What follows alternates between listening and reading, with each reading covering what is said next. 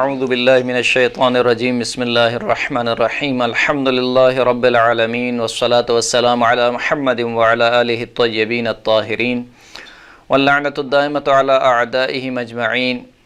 اما بعد فقد قال اللہ سبحانہ وتعالی فی کتابہ المجید بسم اللہ الرحمن الرحیم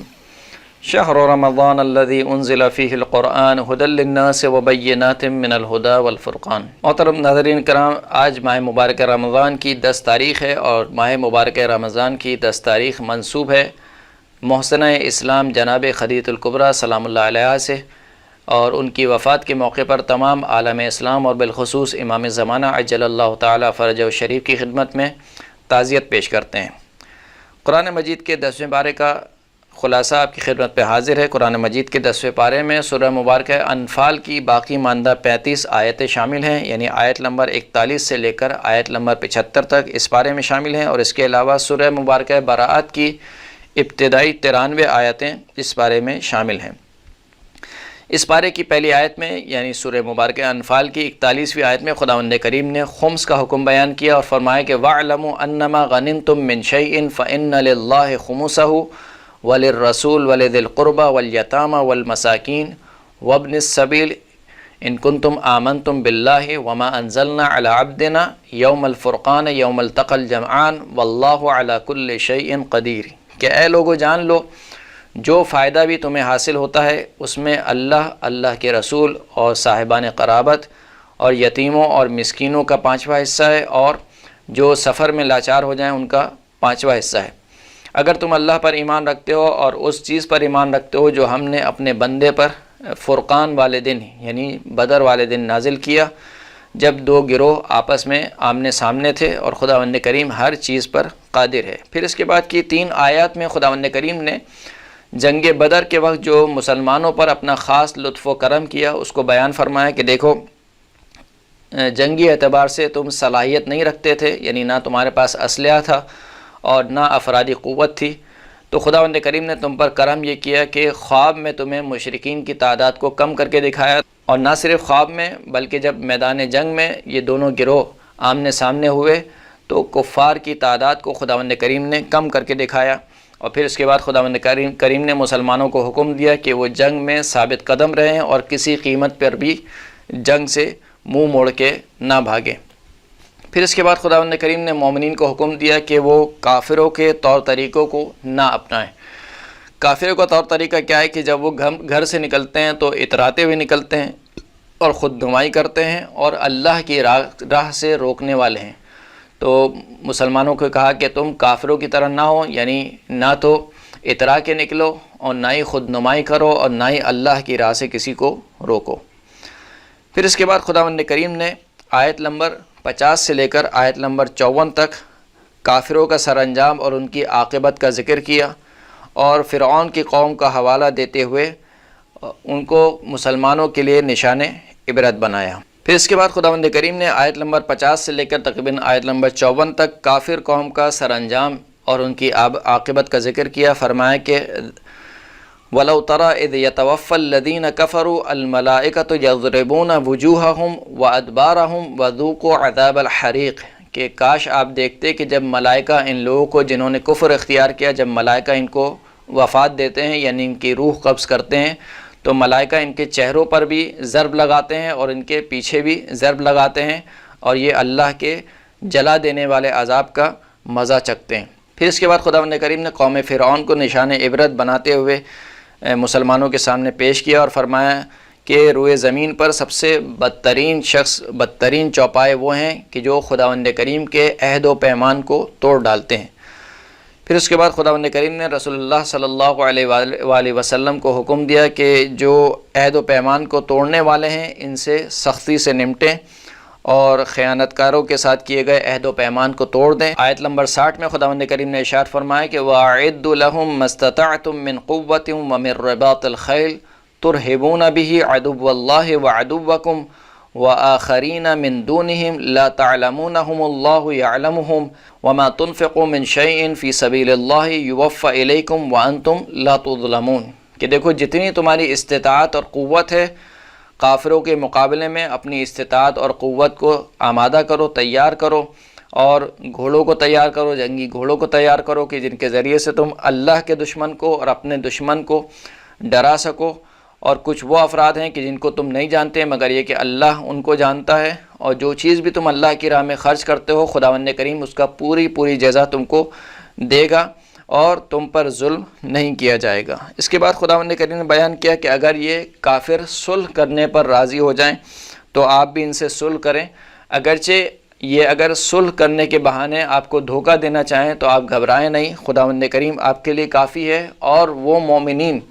جنہوں نے آپ کا اتباع کیا وہ آپ کے لیے کافی ہیں۔ پھر اس کے بعد خداوند کریم نے رسول اللہ صلی اللہ علیہ وآلہ وسلم کو حکم دیا کہ وہ مسلمانوں کو جہاد کی ترغیب دلائیں اور ان کے حوصلوں کو بلند کریں، اور پھر اس کے بعد خداوند کریم نے ایک جنگی قیدیوں کے متعلق ایک اخلاقی حکم کو بیان فرمایا کہ اولاً اسلام یہ نہیں چاہتا کہ کوئی بھی کسی نبی کے ہاتھوں قیدی بنے، لیکن اگر مصلحت کے تحت مثال کے طور پر کسی کو قیدی بنا بھی لیا جائے تو اس کی اسلامی تربیت کی جائے، اسلامی پرورش کی جائے تاکہ وہ اسلام لے آئے اور اپنے آپ کو خود ہی آزاد کرا لے۔ پھر اختتام میں خداوند کریم نے مومنین کی کچھ اجتماعی ذمہ داریوں کا تذکرہ کیا، جہاد کا تذکرہ کیا، اور ان افراد کا تذکرہ کیا کہ جو اللہ کی طرف ہجرت کرنے والے ہیں اور اللہ کی راہ میں جہاد کرنے والے ہیں، ان کی فضیلت بیان ہوئی، ان کا اجر و ثواب بیان ہوا۔ اس طریقے سے تقریباً سورہ مبارکہ انفال اپنے اختتام کو پہنچتی ہے۔ اس کے بعد کی جو سورہ ہے وہ سورہ مبارکہ توبہ، یا جس کو سورہ براءت بھی کہا جاتا ہے، کہ جس میں بسم اللہ نہیں ہے۔ ہر سورہ کی ابتدا میں بسم اللہ ہے، لیکن سورہ توبہ یا سورہ براءت کی ابتدا میں بسم اللہ نہیں ہے، کہ جس کے متعلق روایت میں یہ ملتا ہے کہ کیونکہ جو بسم اللہ ہے اس میں خداوند کریم نے اپنی رحمانیت کو بیان کیا ہے، اور جو سورہ براءت ہے وہ ایک طریقے سے مشرکین سے اظہار بیزاری ہے، مشرکین سے اظہار لا تعلقی ہے، اور مشرکین سے اعلان جنگ ہے، لہٰذا یہ جنگ اور سلامتی آپس میں متناسب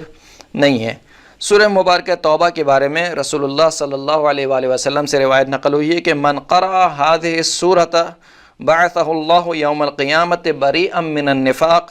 ومن كتبها وجعلها في عمامته أو قلنسوته أمن اللصوص في كل مكان وإذا هم رأوه انحرفوا عنه ولو احترقت محلته بأسرها لم تصل النار إلى منزله ولم تقربه أبدا ما دامت عنده مکتوبہ۔ فرماتے ہیں کہ جو شخص بھی سورہ مبارکہ توبہ کی تلاوت کرتا ہے خداوند کریم اس کو قیامت میں اس حال میں اٹھائے گا کہ وہ نفاق سے بری الذمہ ہوگا، یعنی اس میں نفاق کا ذرہ برابر بھی کچھ حصہ نہیں ہوگا۔ اور جو شخص بھی سورہ مبارکہ توبہ کو لکھے اور اس کو اپنے عمامے میں یا اپنی ٹوپی میں قرار دے تو فرماتے ہیں کہ وہ چوروں سے ہر جگہ پر محفوظ رہے گا، یہاں تک کہ اگر چور اس کو دیکھ بھی لیں تب بھی وہ اس سے کوئی سروکار نہیں رکھیں گے اور اس کے حال پہ چھوڑ دیں گے۔ اور پھر فرماتے ہیں کہ اگر اس کے پورے محلے کو آگ لگ جائے تو اگر اس نے اس سورہ مبارکہ براءت کو لکھ کر اپنے پاس رکھا ہوگا تو اگرچہ کہ پورے محلے کو آگ کیوں نہ لگ جائے، آگ اس تک نہیں پہنچے گی، اور جب تک سورہ مبارکہ براءت لکھی بھی اس کے پاس موجود رہے گی اس کو کوئی نقصان نہیں پہنچے گا۔ اس سورہ کی ابتدائی 3 آیات میں خداوند کریم نے مشرکین سے اظہار بیزاری اور اظہار لا تعلقی کیا۔ فرمایا کہ براءۃ من اللہ ورسولہ الی الذین عاہدتم من المشرکین، اللہ کی جانب سے اور اللہ کے رسول کی جانب سے براءت ہے، یعنی اعلان بیزاری ہے ان لوگوں کی طرف کہ مشرکین میں سے جن سے تم نے عہد کیا۔ پھر کہا کہ فسیحوا فی الارض 4 اشہر واعلموا انکم غیر معجز اللہ وان اللہ مخزی الکافرین، پس ان سے کہیں کہ یہ زمین پر پھریں، 4 مہینے تک ان کو اجازت ہے کہ زمین پر پھریں، جان لو کہ تم اللہ کو عاجز نہیں کرنے والے ہو اور خداوند کریم کافروں کو رسوا کر رہے گا۔ پھر فرمایا کہ وآذان من اللہ ورسولہ الی الناس یوم الحج الاکبر ان اللہ بریء من المشرکین ورسولہ، کہ حج اکبر کے دن اللہ کی جانب سے اور اللہ کے رسول کے جانب سے تمام لوگوں کی طرف یہ اعلان ہے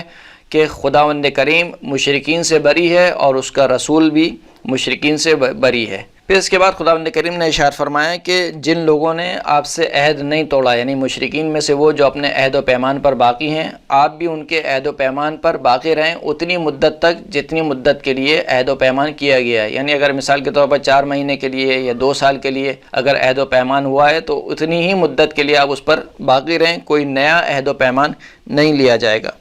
پھر اس کے بعد کی آیت میں مشرکین سے اعلان جنگ کیا گیا اور فرمایا کہ حرمت والے مہینوں کے گزر جانے کے بعد مشرکین کے ساتھ جنگ کی جائے گی، اور پھر جنگ کا ایک اخلاقی حکم خداوند کریم نے بیان فرمایا، وَإِنْ أَحَدٌ مِّنَ الْمُشْرِكِينَ اسْتَجَارَكَ فَأَجِرْهُ حَتَّى يَسْمَعَ كَلَامَ اللَّهِ ثُمَّ أَبْلِغْهُ مَأْمَنَهُ ذَلِكَ بِأَنَّهُمْ قَوْمٌ لَا يَعْلَمُونَ کہ اگر مشرکین میں سے کوئی شخص آپ سے پناہ مانگے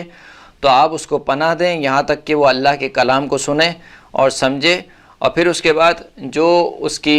جائے پناہ ہے اس تک آپ اس کو پہنچا دیں۔ یہ اس وجہ سے کہ یہ قوم وہ ہے کہ جو نہیں جانتی، یعنی جہالت کا شکار ہے، لہذا ہو سکتا ہے کہ جب وہ اللہ کے کلام کو سنے اور جان لے تو پھر وہ اسلام لے آئے اور راہ راست پر آ جائے۔ پھر اس کے بعد خداوند کریم نے 2 آیات میں یہ ذکر فرمایا کہ مساجد کی تعمیر کس کو زیب دیتی ہے اور کس کو زیب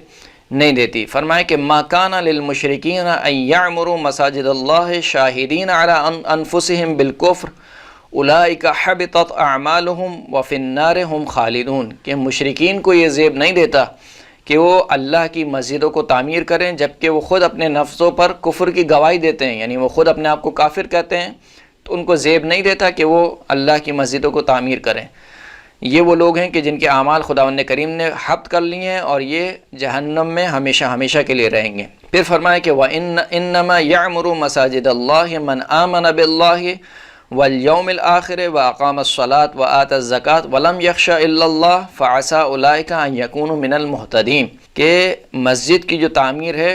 فقط ان لوگوں کو زیب دیتی ہے جو اللہ پر ایمان لائے، روز آخرت پر ایمان لائے، نماز کو قائم کرتے ہیں اور زکوٰۃ عطا کرتے ہیں اور سوائے اللہ کے کسی سے نہیں ڈرتے۔ قریب ہے کہ خداوند کریم ان کو ہدایت یافتہ لوگوں میں شمار کر دے گا۔ پھر اس کے بعد آیت نمبر 19 میں خداوند کریم نے ارشاد فرمایا کہ دیکھو مسجد الحرام کی تعمیر اور حاجیوں کو پانی پلانا یعنی سقائی کا کام، یہ دونوں اگرچہ کہ بہت اچھے عمل ہیں، اس کے اوپر بہت ہی خداوند کریم نے اجر و ثواب رکھا ہے، لیکن یہ دونوں کام اس شخص کے برابر نہیں ہو سکتے کہ جو اللہ پر ایمان لایا ہے اور روز آخرت پر ایمان لایا ہے اور خدا کی راہ میں جہاد کرنے والا ہے۔ یعنی وہ شخص جو اللہ پر ایمان لایا ہو، روز آخرت پر محکم ایمان لایا ہو اور اللہ کی راہ میں جہاد کرے، یہ شخص فضیلت رکھتا ہے ان لوگوں پر جو مسجد الحرام کو تعمیر کرتے ہیں اور حاجیوں کو پانی پلاتے ہیں۔ خداوند کریم ارشاد فرماتا ہے کہ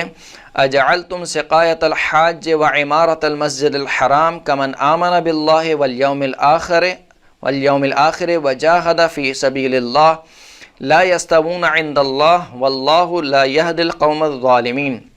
کیا تم حاجیوں کو پانی پلانا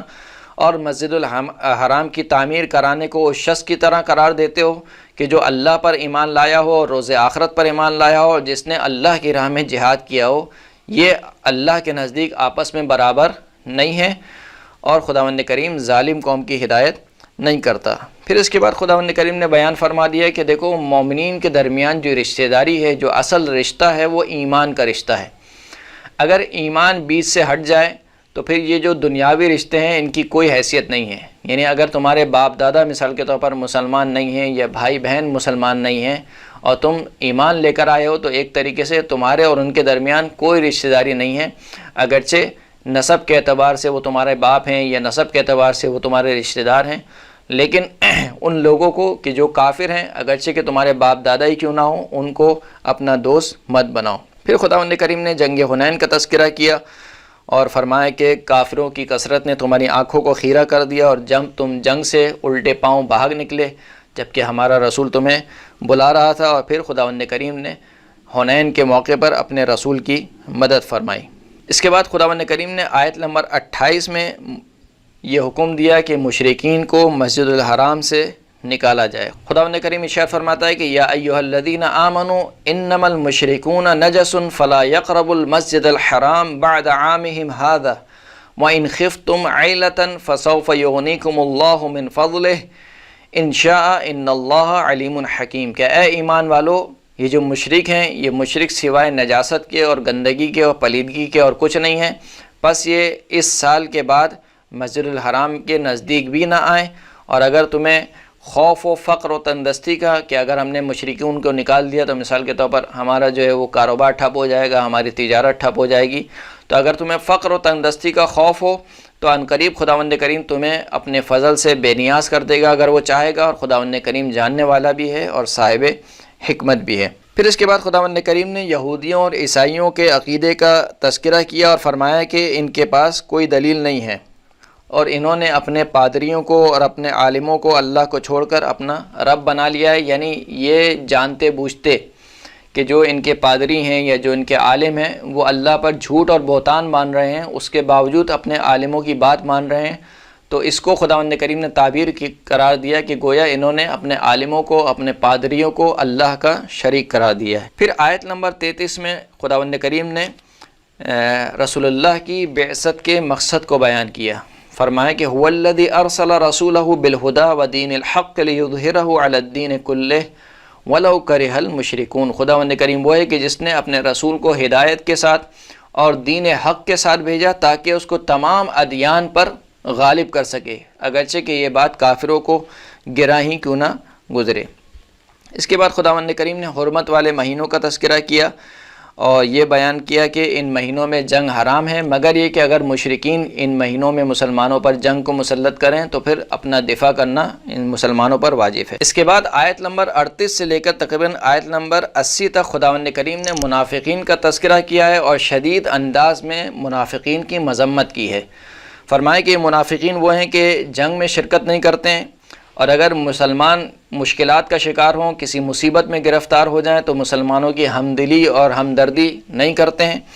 اور اگر جنگ کے موقع پر کچھ خرچ بھی کرتے ہیں تو صرف دکھانے کے لیے کہ ہم بھی مسلمان ہیں، صرف یہ دکھاوا کرتے ہیں کہ ہم مسلمانوں کے ساتھ ہیں اور مسلمانوں کے ساتھ کھڑے ہوئے ہیں، اور جب صدقات کی تقسیم ہوتی ہے تو اس وقت بھی یہ رسول اللہ پر اعتراض کرتے ہیں۔ اور خداوند کریم نے آیت نمبر 60 میں زکوٰۃ کے مصارف کو بیان کیا جو کہ انہی آیت کے درمیان کی آیت ہے۔ خداوند کریم ارشاد فرماتا ہے کہ انما الصدقات للفقراء والمساکین والعاملین علیہا والمؤلفۃ قلوبہم وفی الرقاب والغارمین وفی سبیل اللہ وابن السبیل فریضۃ من اللہ واللہ علیم حکیم، کہ یہ جو صدقات ہیں یعنی زکوٰۃ کا جو مال ہے، یہ زکوٰۃ کا مال فقیروں کے لیے ہے، مسکینوں کے لیے ہے،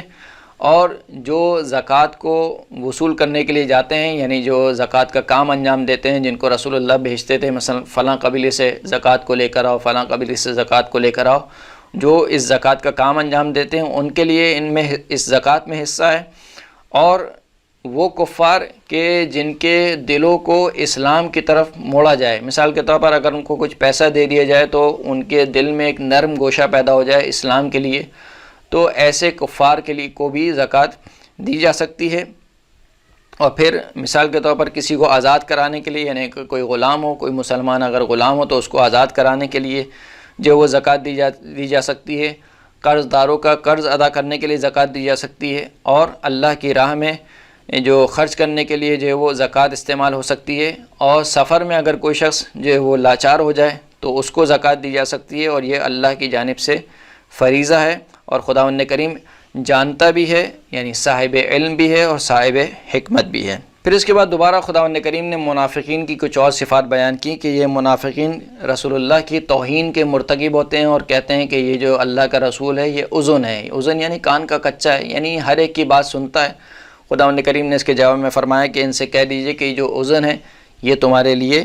بہتر ہے۔ پھر فرمایا کہ یہ جو منافقین ہیں جب مومنین اللہ کی راہ میں خرچ کرتے ہیں تو یہ منافقین ان کا مذاق اڑاتے ہیں، اور یہ منافقین اسلام کے خلاف سازشیں کرتے ہیں۔ اس کے بعد کی آیت میں آیت نمبر 81 سے لے کر آیت نمبر 94 تک خداوند کریم نے فرمایا کہ یہ جو منافقین ہیں یہ جنگ سے فرار اختیار کرتے ہیں اور گھر میں بیٹھے رہنے کو ترجیح دیتے ہیں، اور پھر رسول خدا صلی اللہ علیہ وآلہ وسلم کو حکم دیا گیا کہ ان کے لیے استغفار نہ کریں، اگر آپ ان کے لیے 70 مرتبہ بھی استغفار کریں گے تب بھی ان کو کوئی فائدہ حاصل نہیں ہوگا، اور فرمایا کہ ان کی نماز جنازہ نہ پڑھے اور ان کی قبروں پر کھڑے نہ ہو، اور یوں اس طریقے سے تقریباً یہ 10 پاروے کا اختتام ہوتا ہے۔ وآخر الدعوانا ان الحمد للہ رب العالمین۔